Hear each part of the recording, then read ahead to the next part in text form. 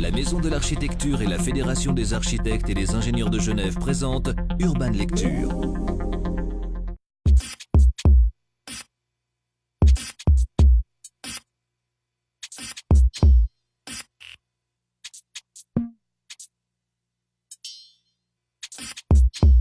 D'après les mots de David Millington, l'éminent spécialiste en ingénierie, Sicily, c'est une des plus grandes réussites dans l'art des structures en béton armé. Et c'est tout à fait justifié parce que Sicily, c'est un chef-d'œuvre. Ironie du sort, la naissance de Sicily est liée à un incendie. Charles Sachs, qui est un industriel et entrepreneur parisien installé à Aubervilliers, fabrique des engrais, des produits chimiques, et son usine en 1918 brûle complètement. Et suite à cet incendie, il va créer une ligne d'extincteurs. Et surtout, il met en place une formule inédite à l'époque, qui est la location, ce qui permet de les entretenir très régulièrement. Et Sicily va devenir une des plus grandes entreprises de lutte contre l'incendie dans le monde, un grand groupe très puissant.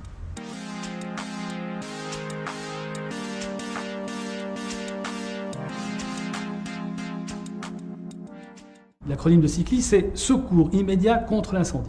Alors, Sicily, c'est dû à qui? C'est dû à 3 personnes. C'est dû à un maître d'ouvrage extrêmement entreprenant qui s'appelle Frédéric Rochat. Pour le maître d'ouvrage, pour Frédéric Rochat, l'idée c'est d'avoir un bâtiment efficace, qui permette de produire beaucoup. Mais c'est aussi un bâtiment qui représente l'image de la société. Donc il y a une volonté d'avoir un bâtiment iconique, qui soit pas seulement un lieu de production, mais un bâtiment qui représente l'entreprise et qui représente le caractère moderne et novateur de cette entreprise-là.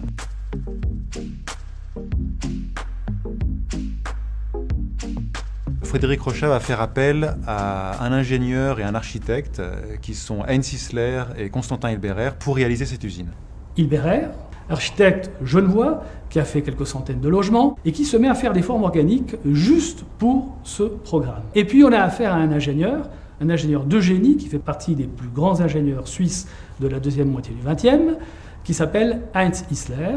Isler essaye de développer des choses de son côté, mais Hilberer a une idée très précise de ce qu'il veut et il va envoyer à travers des maquettes, des dessins qu'il envoie régulièrement à Isler, il va guider l'ingénieur dans le projet que lui désire développer. Qui va travailler à partir de formes naturelles, vous voyez, d'expansion de mousse, de coussinets que l'on va gonfler, de formes que l'on va suspendre et puis que l'on va figer, par exemple sous le gel et puis que l'on va renverser. Cette forme qui est tout d'abord parfaitement en tension pure, quand on la retourne, elle devient en compression pure. Rejoignant d'ailleurs les explorations de son éminent collègue catalan Antoni Gaudí. Ce qui lui permet en fait d'avoir des coques extrêmement fines avec le moins de matière possible, d'où la finesse de ces structures absolument extraordinaires. C'est un chantier absolument extraordinaire à l'époque. Donc on a imaginé une immense résille métallique de bois qui supporte un coffrage. Sur ce coffrage va être coulé pendant 3 jours et 3 nuits de manière continue du béton.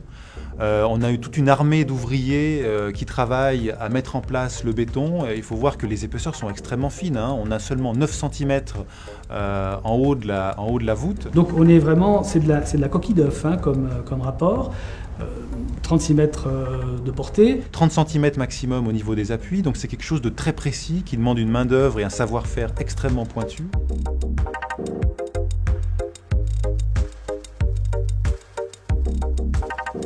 Sicily, c'est surtout un bâtiment qui, par rapport à son temps, maintenant on peut le lire véritablement un peu en avance, c'est-à-dire qu'en fait il propose à travers un système de construction, résolution technique et aussi d'expression architecturale, un renouveau comme un projet véritablement expérimental.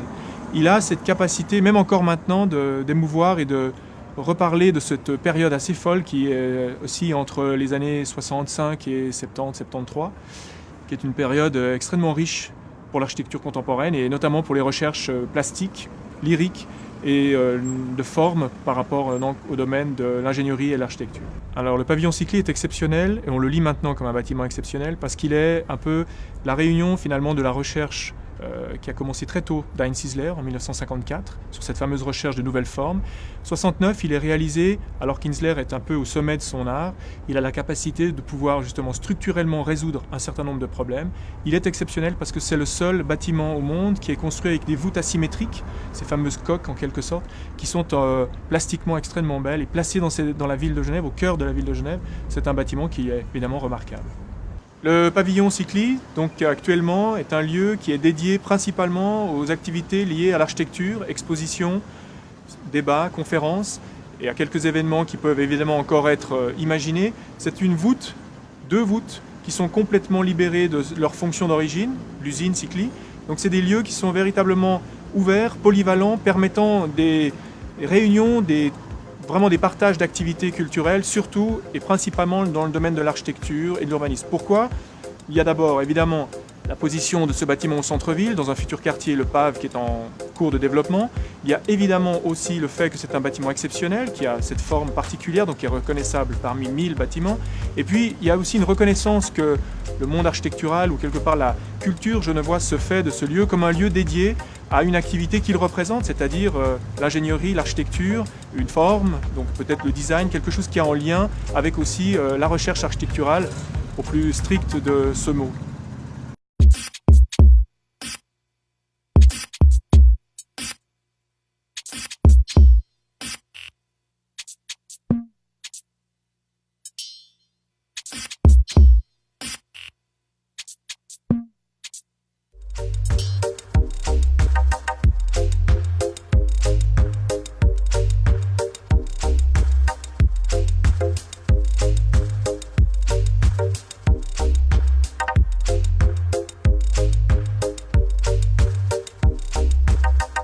Urban Lecture vous a été présenté par la Maison de l'Architecture et la Fédération des architectes et des ingénieurs de Genève.